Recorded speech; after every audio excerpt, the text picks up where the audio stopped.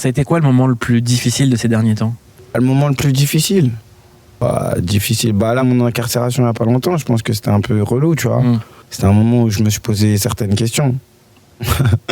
Mais sinon, non, franchement, en ce moment, je te mens pas. Hein. Tout va pour le mieux, tu vois. On essaye de filer droit et puis tout va pour le mieux. Et elle ressemble à quoi maintenant, les journées de Daouzi? C'est tout le temps en studio? C'est studio, promo, concert. Parce que là, il y a la tournée en ce moment, qui finit d'ailleurs le 26 à la Cigale. Et ouais, tournée, tout ça. Franchement, en ce moment, la vie de Daouzi, c'est la vie d'un artiste, on dirait. Hein. Je te jure. T'as commencé à accepter que t'étais un artiste? Ouais, j'accepte petit à petit. Ouais, J'accepte petit à petit, c'est vrai. Tu connais cette phrase, on se la joue artiste parce que la vie c'est compliqué, de Carlito? Je connais pas cette phrase. Tu connais pas cette phrase, elle te parle ou pas? Je crois que... Ouais, elle me parle un peu. Mais je crois qu'on se complique la vie quand on est un artiste aussi. Pourquoi? Parce que rien n'est facile. Tu fais pas forcément tout ce que tu veux. Tu peux essayer de faire tout ce que tu veux. Mais c'est pas facile, tu vois. Pas beaucoup de rappeurs font des classiques ces temps-ci. Ce morceau Génération 90, moi j'ai l'impression que c'est des conversations que tout le monde a. Des grands sur les petits, des petits sur les grands. Ouais, de ouf. Et des petits qui grandissent et qui deviennent des grands ensuite. De ouf. Comment il est venu ce texte? Ce texte-là, il est venu un peu... J'étais au studio, tu vois, et il y a beaucoup de gens qui m'entourent, tu vois. Il y en a qui sont plus jeunes que moi, il y en a qui ont mon âge, il y en a qui sont encore plus jeunes que moi, encore plus, tu vois ce que je veux dire. Et ça veut dire... c'est ça qui m'a inspiré un peu, tu vois. Le fait que... on soit tous un peu pareils, mais je suis un peu au milieu de ces générations-là. Tu vois, il y en a qui sont un peu plus vieux que moi, il y en a qui sont plus jeunes, il y en a qui sont encore plus jeunes, mais comme je suis près de tout cela, je voulais tous les représenter, tu vois. Il y a quelque chose qui est important dans ton œuvre, quand on prend tous tes albums, c'est qu'au premier abord, on pourrait se dire Daouzi, c'est un rappeur street. Alors que j'ai l'impression que le message de Daouzi, c'est de créer sa famille, trouver sa place. Ouais, c'est vrai. Et comment on arrive à trouver sa place dans cet environnement-là et à prendre les siens avec soi? C'est pas facile. J'ai l'impression que c'est la complexité de tous tes morceaux. De ouf, c'est pas facile. Après, tu connais, hein, c'est des combats d'une vie, ça, tu vois. Tu apprends tous les jours. Est-ce qu'être artiste, avoir été dans la lumière, ça te donne cette responsabilité? C'est sûr. C'est sûr, déjà, vis-à-vis des miens, tu vois. C'est sûr que j'ai une certaine responsabilité que personne n'avait auparavant chez moi, tu vois. Ça veut dire, on la porte sur le dos et puis on avance. C'est quoi la différence entre la famille de cœur et la famille qu'on s'est construite? Ça fait aussi partie de tes thématiques. De ouf. La famille de cœur, c'est ceux qui bougeront jamais. C'est ceux qui sont peut-être... Ils ont rien à voir avec ce que tu fais dans la vie, tu vois. Ils ont rien à voir avec tes choix, mais ils sont toujours là à te conseiller, à essayer de te donner les bonnes directives, tu vois ce que je veux dire. Et puis, la famille que tu te construis, c'est ceux avec qui tu fais tes plans pour l'avenir. Tu vois ce que je veux dire. On a l'impression qu'il y a eu beaucoup d'années à préparer ce plan dans lequel tu es aujourd'hui. Ouais. Beaucoup de gens, quand on voit tes interviews où tu es animé, extrêmement excité, moi j'ai l'impression que tu es en train de brancher tout le monde en fait. Qu'est-ce que tu entends par brancher? J'entends par là que tu es quelqu'un d'assez réfléchi, tu es quelqu'un qui converge énormément. Énormément, c'est vrai. Et qui a le monde dans lequel tu es, qui est dans ta musique, et celui dans lequel tu évolues, qui n'est pas du tout le tien. À savoir l'industrie, à savoir... c'est vrai, c'est vrai, de ouf. Je suis un peu décalé par rapport à ça. Et même quand par rapport à mes interviews, ça se voit que je suis un peu décalé, que je suis comme mec, tu vois, c'est quoi? Tu vois, c'est quoi? J'essaye d'être assez naturel, tu vois. J'essaie d'être naturel moi-même et c'est ma longue réflexion qui m'a poussé à... En fait, c'est le meilleur moyen de faire d'être comme ça, tu vois. Parce que sinon c'est trop de complications, je pense. Et il y a aussi l'importance chez toi du moment présent. On a l'impression que tout peut tout le temps s'arrêter. Ouais, de ouf. J'en ai eu la preuve plein de fois, tu vois. Ça veut dire, nous, on profite de ce qui nous arrive, tu vois. On vit un peu un rêve éveillé, on va pas se mentir. Tout ce qui nous arrive là, on est content. Tu vois, et puis voilà, on se dit qu'il faut essayer encore plus pour mériter encore plus, tu vois. C'est quoi un vrai de vrai? Un vrai de vrai, c'est une personne qui assume qui il est et qui essaye d'avancer, tu vois. Qu'est-ce qu'il assume Daouzi alors? Daouzi, il assume d'être un peu bizarre, d'être un peu bizarre, d'avoir son franc-parler, de rigoler fort, d'être tout le temps excité, comme ça, tu vois, je suis un petit hyperactif depuis que je suis petit. Et puis voilà, j'assume tout ça. Mes défauts, mes qualités. Je pourrais pas toutes les citer, sinon on prendrait beaucoup de temps. Je parle de mes défauts. On a le temps? Ouais, mes défauts, j'en ai plein, tu sais. Je suis quelqu'un de très, comment dire, je suis très borné. Et puis je suis vraiment trop impulsif, tu vois. Il y a la paranoïa aussi. Franchement, non, ça va. Paranoïa, ça vient surtout... À écouter l'album, en tout cas. Ouais, mais la paranoïa, franchement, même quand t'écoutes l'album, moi, je suis parano, mais mes doutes sont souvent fondés, tu vois. C'est pas vraiment de la paranoïa. C'est une vraie phrase de paranoïaque. Ben non, mais... mais non, c'est une phrase de bon enquêteur aussi. Attention. C'est vrai. Tu vois, après, des fois...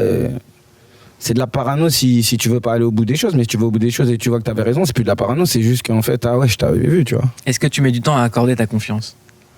Bah, je sais pas si je mets du temps, mais une fois que je te l'accorde, si tu rates, c'est fini. Il y a eu des trahisons, des gens où tu te dis... De ouf. Ah ouais. Toute ma vie, ouais.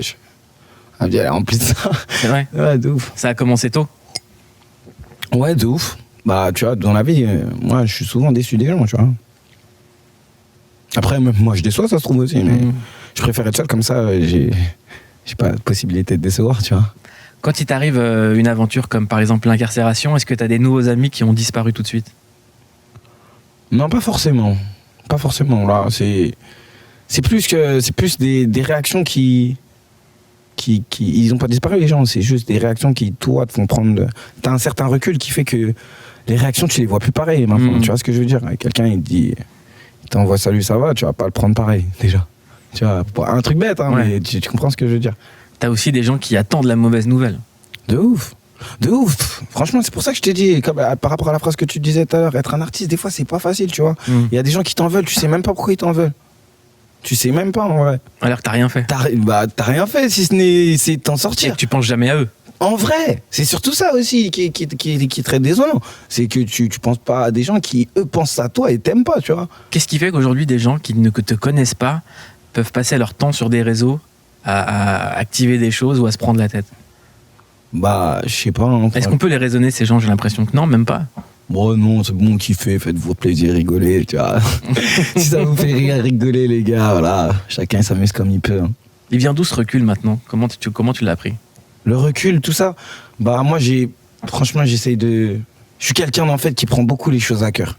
Ça veut dire que si je regarde trop, ça va me blesser. Ça veut dire en vrai, tranquille.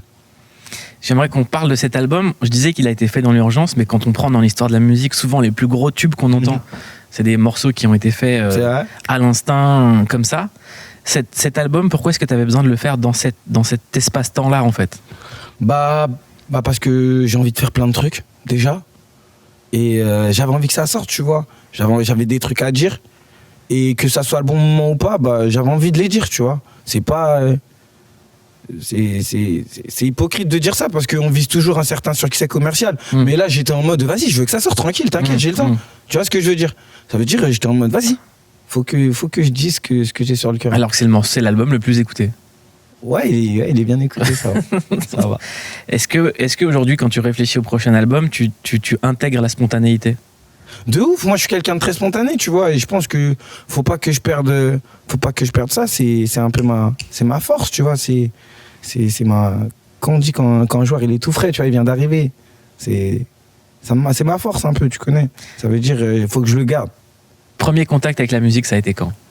Bah, c'est avec les CD de mon frère. Hein. Ouais, mon frère surtout, il écoutait Rimka, tout ça. C'est quoi le premier texte dont tu te souviens ? Les premières rimes qui t'ont marqué dans le rap ?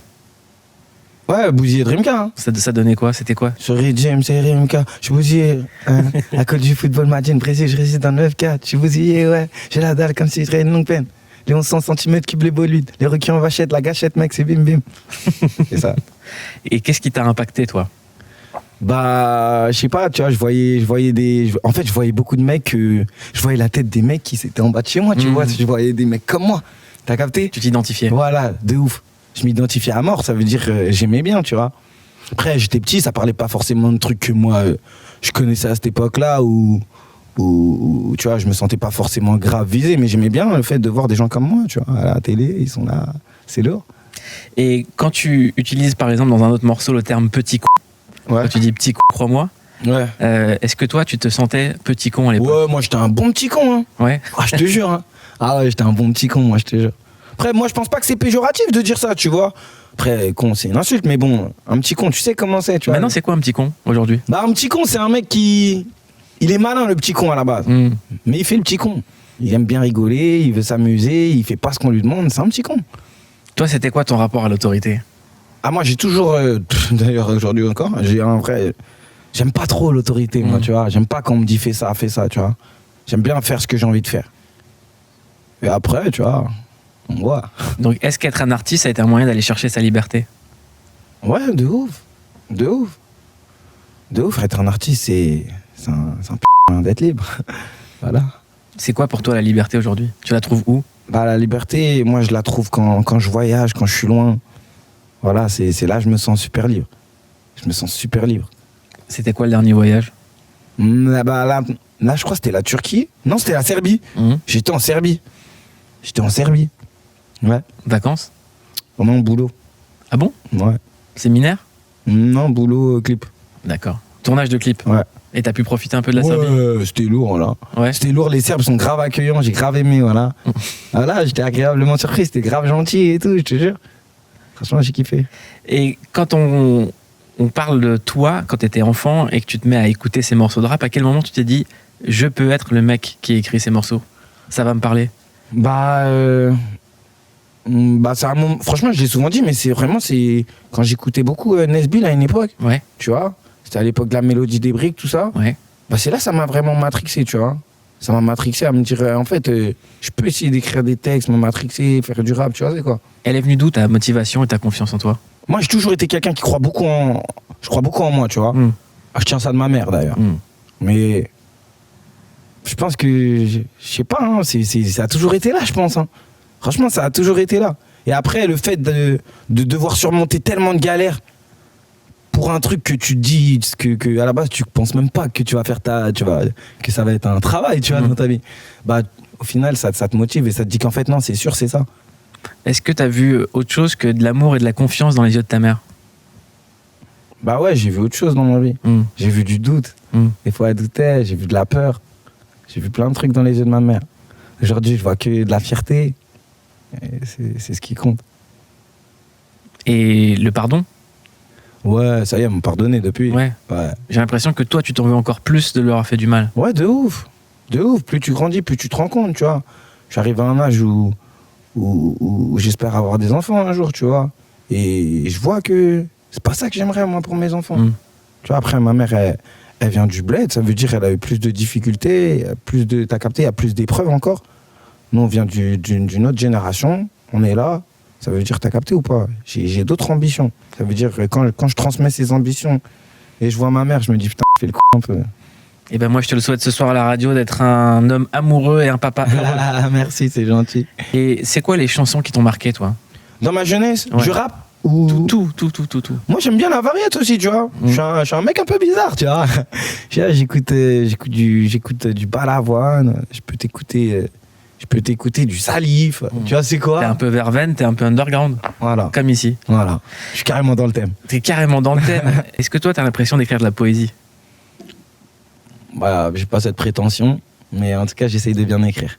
Ouais. C'est important. Bah ouais, je pense, hein, moi j'aime bien les belles formulations, tu vois. J'aime bien, moi. T'es en compétition avec les autres? Je suis en compétition avec moi-même, déjà. Ouais. Mais est-ce que ça fait partie de toi, la compétition? Ouais. Bah ouais. Je pense qu'il faut, pour surpasser, c'est important. Faut toujours essayer. Après, tu connais, il faut que ça soit ça. Mais je pense qu'il faut toujours essayer d'être en compétition avec soi-même, essayer d'aller toujours plus haut, toujours... Les grands champions, ils ont toujours essayé d'être plus forts que tout le monde, hein. Et ça fait partie du hip-hop. Ça fait partie du truc, voilà, du hip-hop surtout. Faut toujours essayer de être meilleur que l'autre. Ça commençait avec les Quinry à l'ancienne, c'était dans les clashs et tout, les trucs. Ça veut dire, c'est le jeu.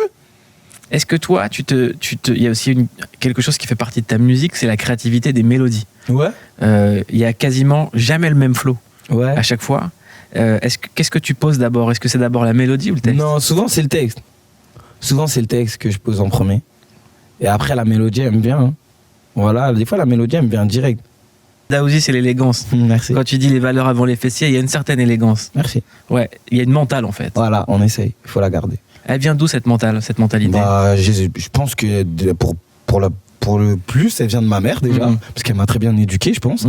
Et puis après, tu connais, hein, on a grandi dans un quartier où tu connais, les grands frères, ils nous apprennent à marcher droit aussi. C'est ce que j'appelle, moi, l'élégance. C'est ma définition. Voilà. C'est que souvent, quand on parle des quartiers, on colle pas ce mot de l'élégance. Non, attention. Ça vient des quartiers aussi. Ça vient de mon quartier, ça. Voilà. Ça de mes bases, ça vient de mon quartier. En tout cas, Daouzi, garçon extrêmement élégant, artiste c'est important, et je vous le dis, vous devez connaître Daouzi si vous voulez savoir ce qui se passe en ce moment en rap français. C'est Verveine Underground.